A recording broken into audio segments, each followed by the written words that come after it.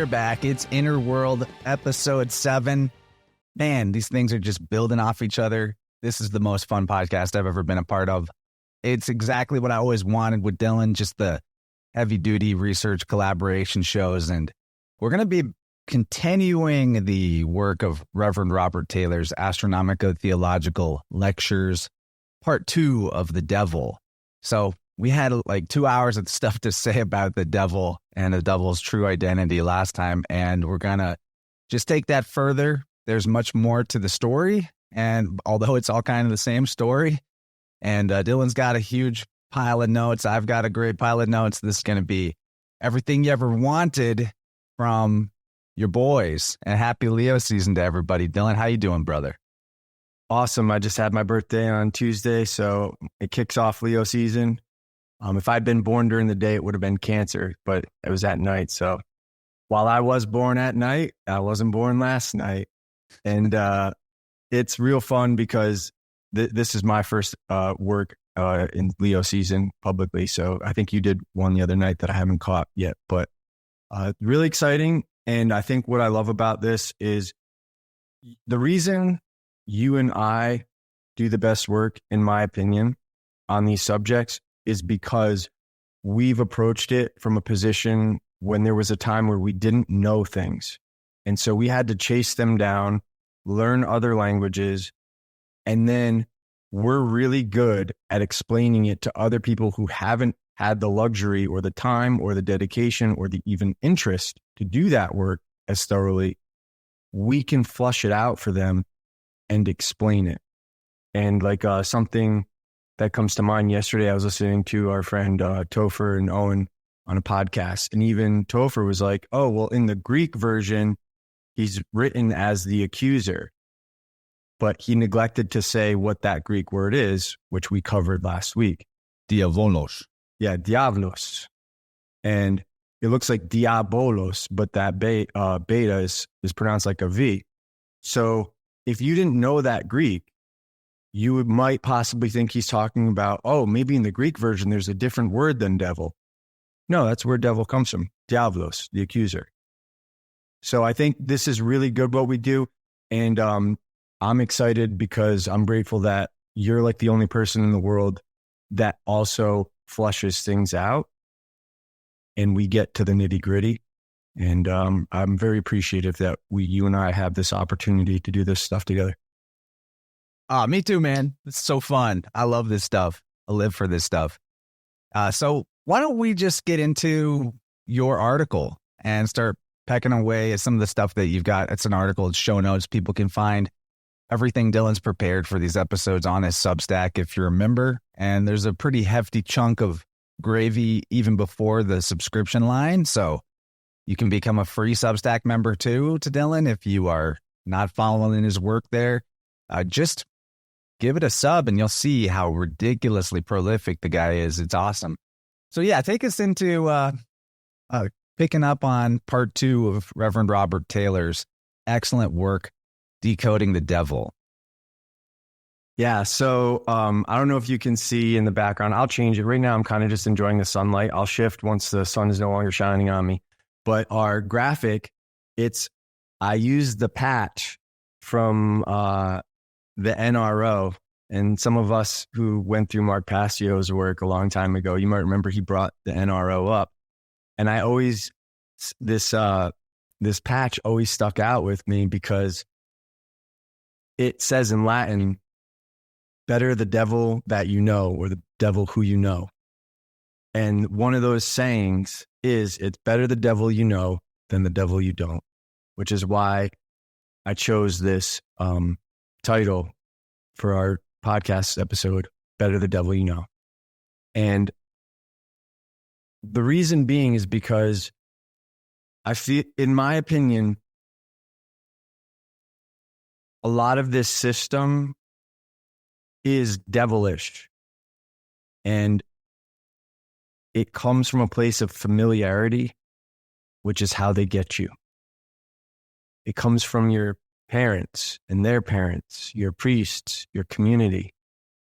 And for you to go against it puts you in a position where you're essentially having to go against your family, your community, and ostracize yourself just by asking questions or criticism or anything.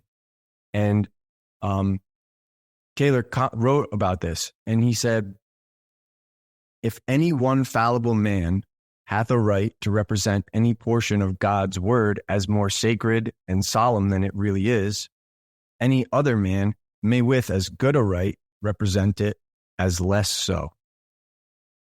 And thus it will turn out in 1,000 instances that it is not the word of God that our good Christians are concerned to propagate, but their own word all the while. Not that we should submit our understanding to the revealed mind and will of God, but that we should submit to their minds, that we should understand as they understand, that we should think as they think, and not presume to exercise the faculty of criticism, inquiry, or curiosity on our own account. Well, this seems like a great time to bring up my first slide, actually. One of my favorite one-liners. I mean, I need a word for it.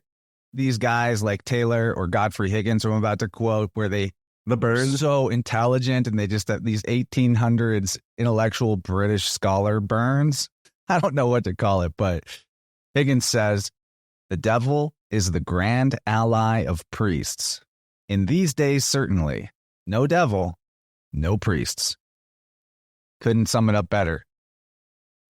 He's their boogeyman. And what I've noticed in my life is that the people who pretend to be most pious and most religious and into this shit the most are the ones who accuse you the most. It's always addressing the man, never the argument, never offering any type of correction or, showing where you've gotten it wrong. It's not coming from a place of learning and wanting to help people. It's coming from a place of, I need to be right to feed my, that satanic ego. They don't care about truth. It's about being right, but they're wrong, but they're accusing you and steering perception and making other people think that you're the bad man. Yeah, it's a classic solipsism and is under the hypocritical guise of being like caring for others, but it's really your own need to be right and your own need to feel comfortable with your shortcomings or your sins that you can blame it on a devil figure. And that's why I had the temptation. That's why I'm naughty.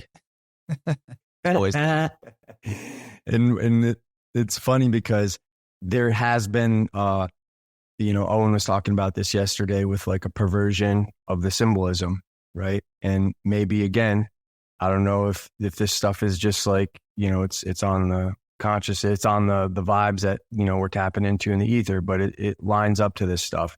And we did this episode. I mean, I prepared this like weeks ago. But Taylor continued. He said, and the setters up of a tale like this talk of blasphemy.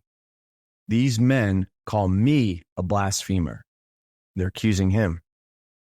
These men cast me into a dungeon, imprisoned me into the jails of felony and crime, and bound me in penalties beyond my utmost means of payment that I should not blaspheme. These men, who have represented the character of God as that of so great a monster of iniquity and cruelty, so foul a fiend of mischief and malignity. Malignity. There we go. It's early here. That a bare imagining the cheek of man doth blanch to chalky whiteness, and the seated heart knocks at the ribs against the use of nature. These men talk of blasphemy. These men who, if such a crime could possibly exist, are themselves the most wicked blasphemers and the most impious of the whole human race. These men would be guardians of the morals of the people.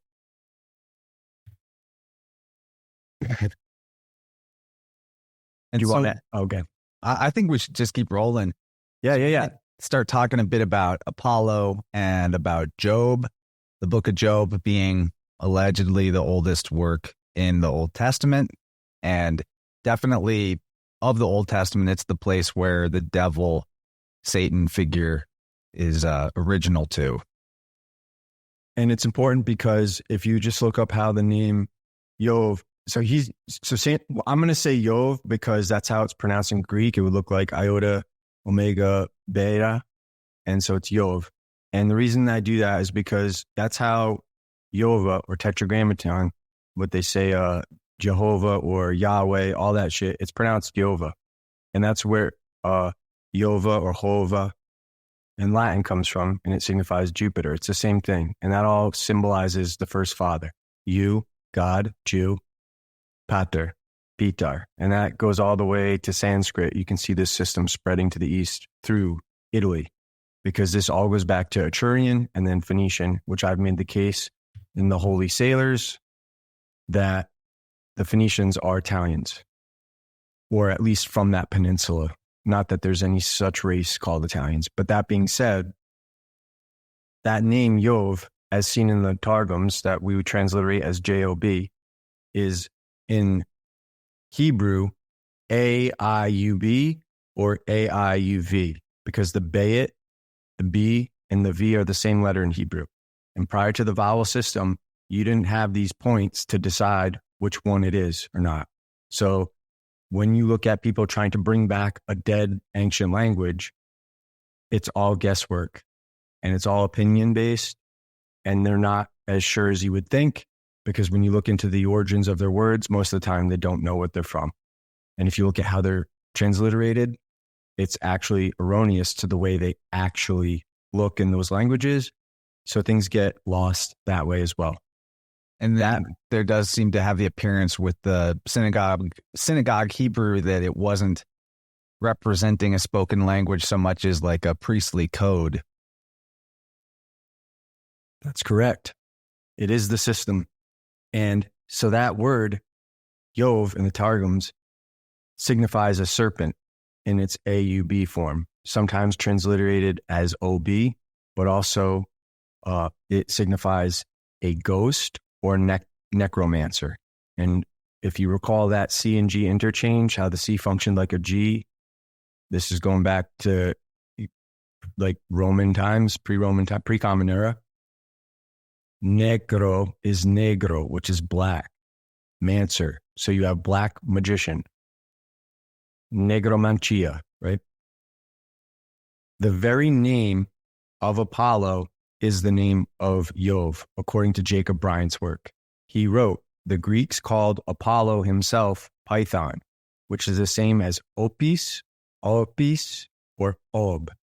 The woman at Endor, who had a similar spirit, is called Aub, or Ob. That's Aleph, Vav, Bet, or Aleph, Vav, Vet. So that would be O-U-B or O-U-V, and it's transliterated as OB, like I said. And it is interpreted, as he said, Pythonisia, which looks like Python, Nisa. And if you recall Mount Nisa, the god of Nisa, Mount Nisa, Dionysa, that's Dionysius, Dionysos, depending on which culture you pronounce it from. Now in the show notes, I include all this. So if any of this is confusing to people, you just revisit it. It'll make sense.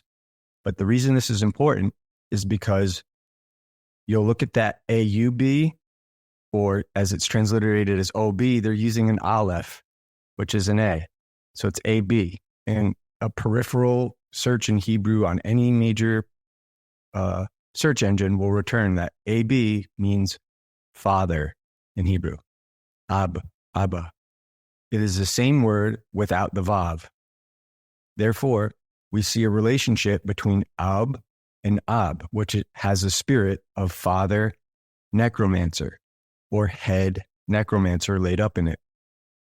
One who can be a medium to the dead is a sort of psychopomp or shepherd of the newly departed, such as the eudaimones, is he not? If you want to elaborate on what the eudaimones and psychopomps are, feel free.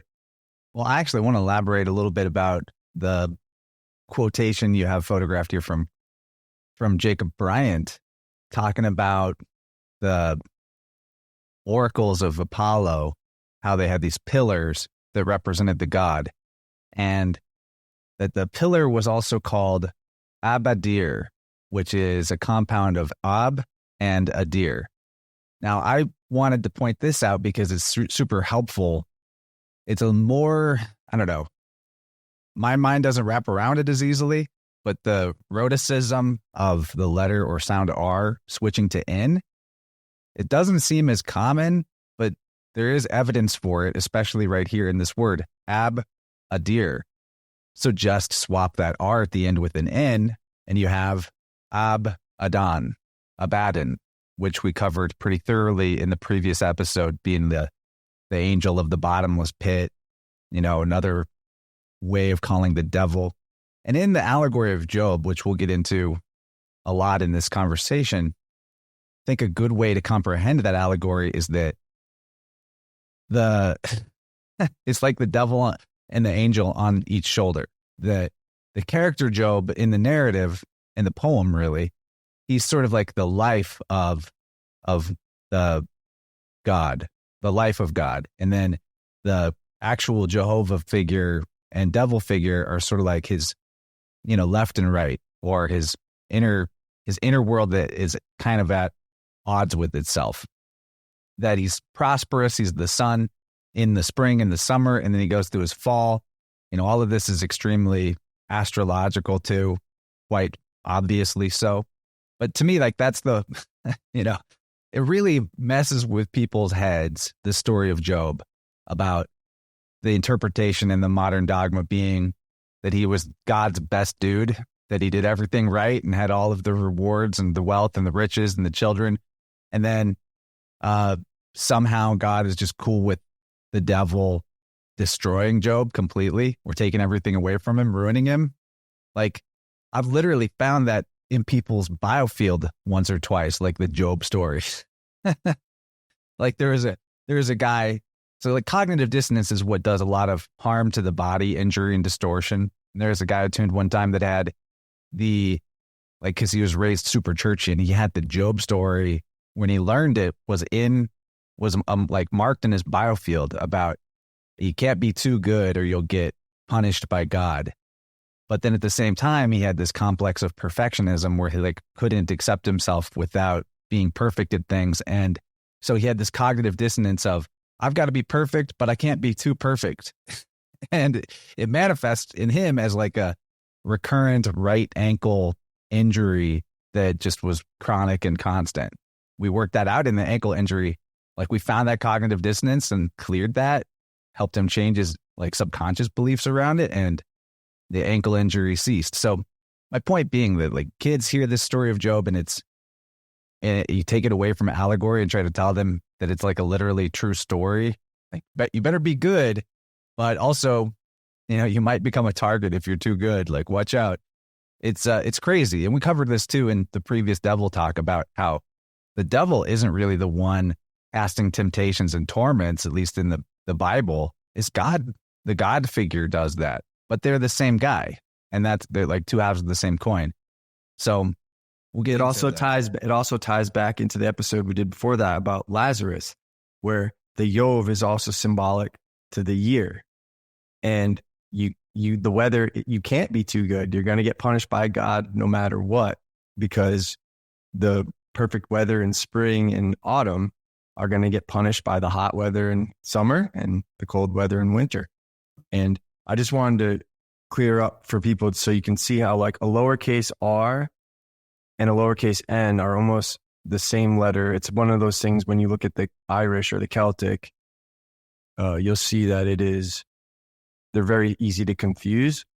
And you see it also in the Latinized or anglicized or English letters with a lowercase r and n.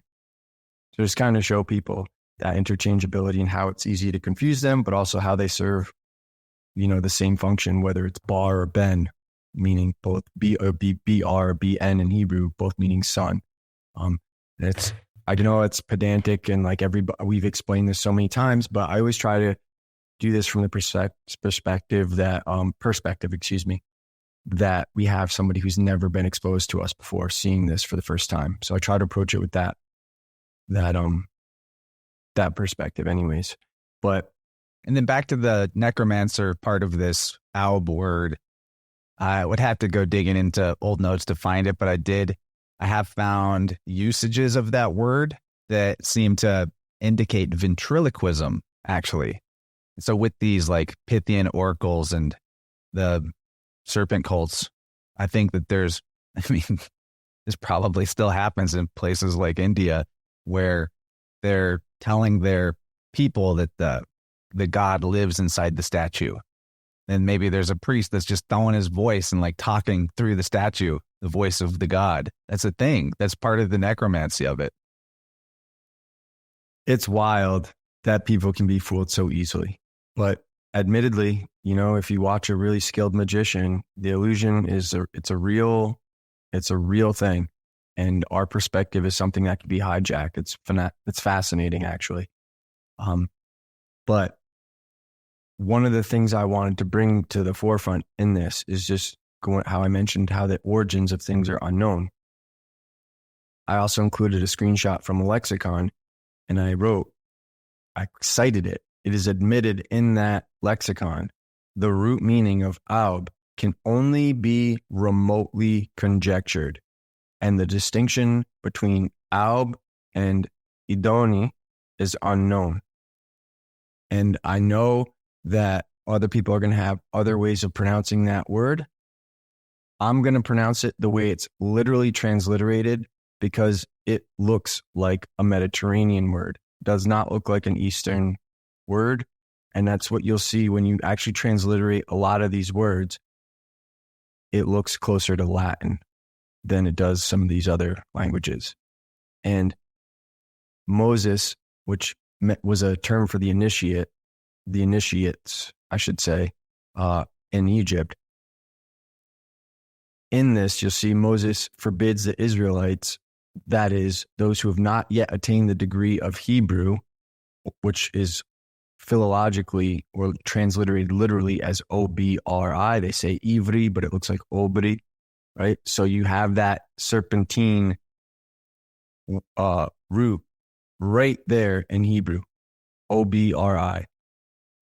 Those who pass over, it translates literally man from beyond. So some people say, oh, he's talking about a man from another country, but it signifies those who have passed beyond the Hebraic degrees of masonry in the priesthood. And Moses, an initiate, forbids the Israelites from ever inquiring of those demons, Ob and Ideoni or Idoni, that is the sages and the Gnostics. And people are going to be like, well, how'd you pull that out of your ass? I'm going to show you in just a moment. For me, this looks like the hierarchical compartmentalization of the priesthood. If you recall, the beginning degrees back in the system, when it was established, you had the Christians, which means good fellows. Then you had the Jews, men of God. Then you had the Israelites, men of Chronos, of time, knowing the cycles. And then you've had the Hebrews, those who have passed over the final stages of initiation, which in the Eleusinian mysteries is called the Revelation or the Great Apocalypse. And that's what John's Revelation was initially called, John, the Apocalypse. Now, Idoni, which it looks like in Hebrew, Yud, Dalet, Ayin, Nun, Yud, which is I-D-O-N-I, has a Greek equivalent, which is Gnostis, which transliterates as G-N-O-S-T-E-S. It would be Gamma, Nu, Omega, Sigma, Tau, Eta, Sigma. And this is Gnostic. Idoni is phonetically similar to Aduni or Adonai, which signifies, in that instance, it's plural, which conforms to Greek, in my opinion, not Hebrew, which signifies Lord. But it is taken from the Phoenician Adonis or Adonis. And if you recall, Don is a Phoenician Ammonian radical meaning Lord. That's why the patriarchs of Italian families are called Dons. Adonis, the Lord. Which is in the English translations of the Old Testament, where you see Lord is probably Adonai in the actual Hebrew. So, and you're showing how this connection between Adoni and Alb being strong further, not like it was necessary because the evidence is already airtight without it, but further evidence that the God of the Old Testament is Apollo or Adonis. Yes, and Brown Driver Briggs' definition of that gnosis is a knower, one who has a familiar spirit. A familiar spirit, soothsayer, necromancer. So there you have it. The self-proclaimed Gnostics, which were the upper echelon of the Christian priesthood of the early fathers, who knew the astronomical significance and how to actually decode the Gospels, the goat songs, the goat spells, the God spells, the good news. They were the knowers, who are admittedly, in that definition, necromancers, black magicians, sorcerers. It is all right there.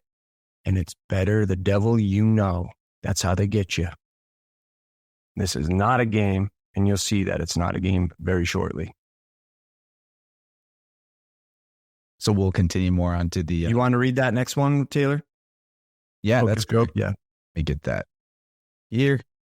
So Taylor wrote about the book of Job, quote, "This book of Job, in the English version of the Polyglot Bible, printed page by page, opposite the Latin of the Vulgate of Pope Sextus V and Pope Clement VIII, presents in its margin the words, 'Moses is thought to have written this book of Job whilst among the Midianites, BC 1520.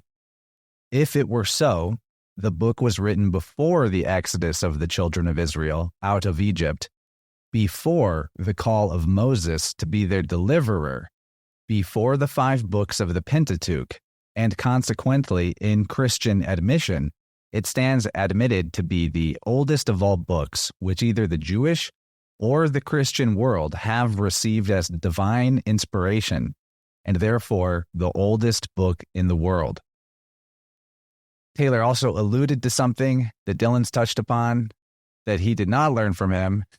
In Taylor's words, the great secret of the properties of the magnetic needle, the mariner's compass, which we are told was first discovered by the Venetian Marco Polo in the year 1260, only 570 years ago, at Taylor's time, had been known to the priests for ages before that time, and subserved their purposes, extended their power, and directed their voyages, while it was entirely concealed from the knowledge of the vulgar, under the veil of precisely such allegories as those of our sacred scriptures are found to be. The priests of Jupiter Ammon carried the magnet with them in a compass box as the ark of the covenant of their God, which it was death for the unsanctified to look into. It was enough that the brute, uncurious people could not be put off with a miracle. They were told that Hercules had sailed across the ocean in a vase, directed by the arrow of Apollo. Bring up this pottery that shows that. And what's interesting is, so I didn't know that about the priests of Jupiter with the box with the maybe have a liquid in it with the needle. So that I learned from him if it's real. I don't know how I would verify that, but I learned about this because there is stuff in the historical record that like basically those citations and stuff will demonstrate that people knew about the magnets way before the lodestones and all that stuff, way before they're pretended to have been invented.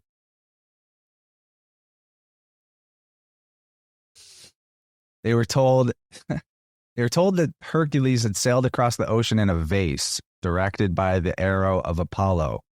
It was gospel and they suspected no other meaning than the grossest and most literal one: Hercules was God, and nothing was impossible to God. Now, this is pretty cool thing to uncover, because it means every time you're seeing like some kind of symbolism with an arrow with the gods, that you should also start thinking about, is this allegorizing the compass, the mariner's needle?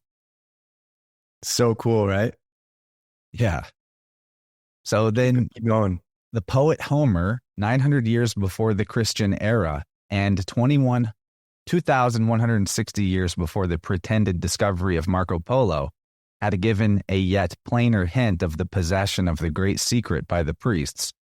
For perhaps as many thousand years before his time, the priests of Phaeacia had ships that were inspired, and in the 8th Odyssey of Homer they are thus described: no pilot's aid the Phoenician vessels need. Themselves, instinct with life securely speed, endued with wondrous skill, untaught they share the purpose and the will of them they bear. To fertile realms and distant climes go, and where each realm and city lies, they know. Swiftly they fly, and through the pathless sea, though wrapped in clouds and darkness, find their way.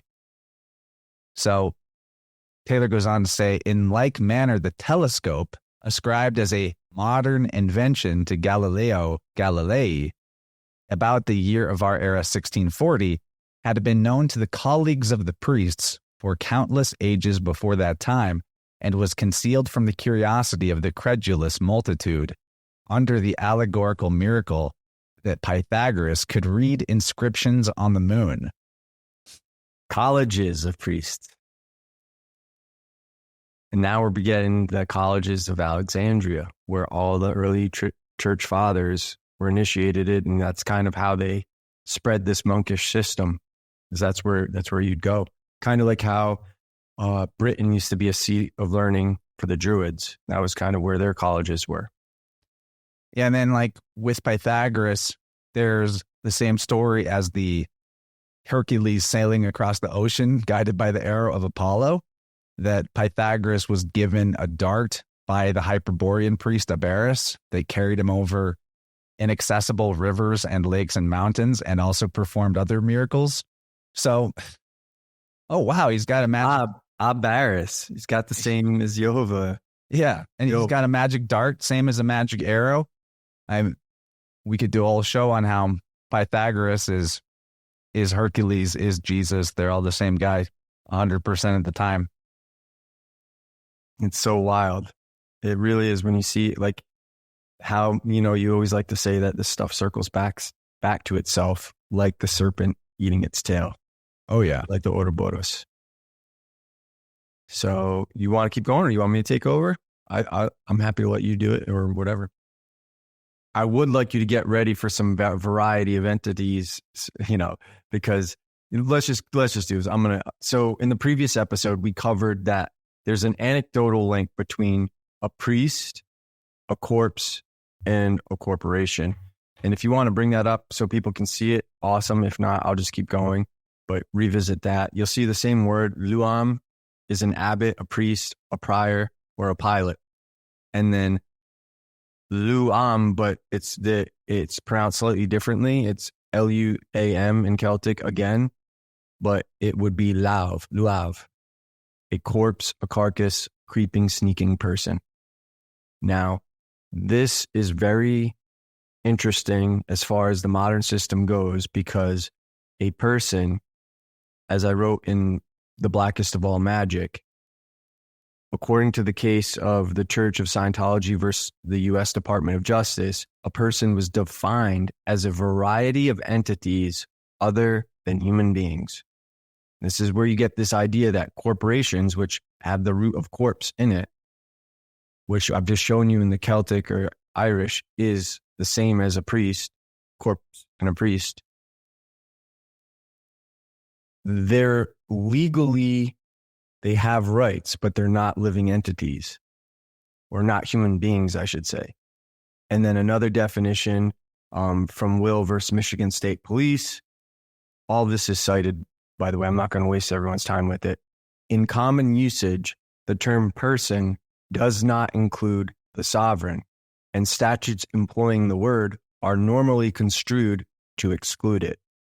And then another one from New York, in the U.S. versus Fox, a sovereign is not a person in a legal sense.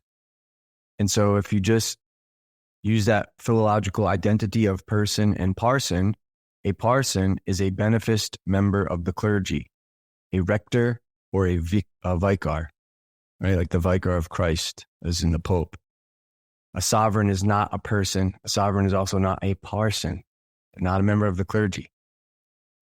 And recall that the Greek word kion in dog, it looks like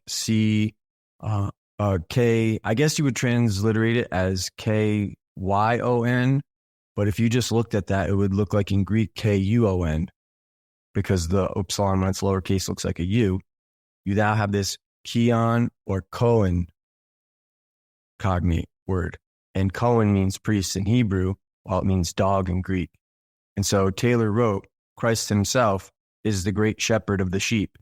And unless parsons mean to put themselves on a footing with Christ, they must be content to be reckoned as shepherds' dogs. They always take care to catch hold of the sheep by the ears. Lend them your ears, and they'll be sure to drag you to the slaughterhouse.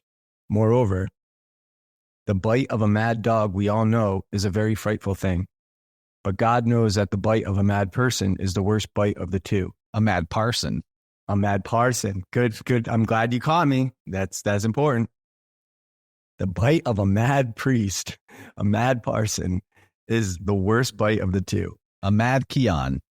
Yeah, man. Oh, man. I didn't even think about that. It's so true, though. In the one case, you die of hydrophobia or dread of water. In the other, you die of pyrophobia or dread of fire. While all the symptoms of this pyrophobia, by a dreadful analogy, bear the closest resemblance of those of the hydrophobia. When the unhappy patient has been priest-bitten, though the wound at first may be very slight and easily healed, yet in longer or shorter time afterwards, he loses all relish for cheerful company and innocent pleasures. He falls into the greatest dejection of spirits. He rambles from one kennel of the priestcraft to another, as if he wished to get more and more bitten. Hellfire is continually before his apprehension. He smells brimstone in a playhouse and damnation in the smoke of a cigar. At last, he begins to foam at the mouth and to bark himself exactly like the dog that first gave him the disease and dies raving. And this is actually the same fate as all those churchians. Everything's a sin. You're all going to hell, yada, yada, yada. They're just mad dogs. That's another one of those just terrible burns. The way he writes, dude. Yeah, he's entertaining. I really enjoy Taylor's work. People should check this out. You do have to hear it because it's not the same when you just read it. You have to say it out loud to really appreciate it. Yeah, dude, he was a savage. Okay, so this seems like now that we got everything warmed up, this is just working around the subject. We got a lot to say about the devil, and we'll cover that very extensively in the members only section. Hope you guys enjoyed the extended preview this time around. I'm having a lot of fun already. Got tons of notes to go through, and you won't be able to watch this content without having a really sure, airtight case to understand, like, okay, there's nothing to be afraid of with any devils here other than the devil that you know, the mad dogs, the kions. And for everybody who's unfamiliar with us, the whole point of this is not to mock you or make fun of you for believing in these things. The point for us is to empower you to get control of your mind and your thoughts and liberate yourself from enslaving yourself and constantly reprogramming yourself with thoughts of fear about these things that you believed existed or that you believed meant one thing when they actually signified something else. And when you start seeing all of this in the system that it's actually meant to exist in the context it's actually meant to exist in, it's a beautiful system. And then it's nothing to be afraid of. It's all astronomical and dealing with the cycles of nature and the nature of us, the way we behave. You know, we're all part of that. Anybody could become like this. A good man can enter a priesthood and reprogram his own mind to be a mad dog. It's not something that you're inherently born with. It's not something you're inherently destined to die with. You can rid yourself, like let's say you are infected by Priestcraft and you're enslaving yourself and putting fear out to the world, and you're they call them crash bros and those doomers. There's people who are like anticipating the crash, anticipating hard times because they've invested in preparing to be successful when those bad times come, rather than being fruitful and successful now. Or the boomers that will leave nothing to their children or grandchildren because, well, Jesus is coming back. The world's going to be destroyed anyway. Yeah, and the point is we're not here to disempower you. We're here to empower you. So make sure you get the real message and you listen to what we're saying and you don't have an emotional reaction. Go through it. If you do find yourself getting an emotional reaction, just keep going through it and chasing these threads on your own until you see it for yourself.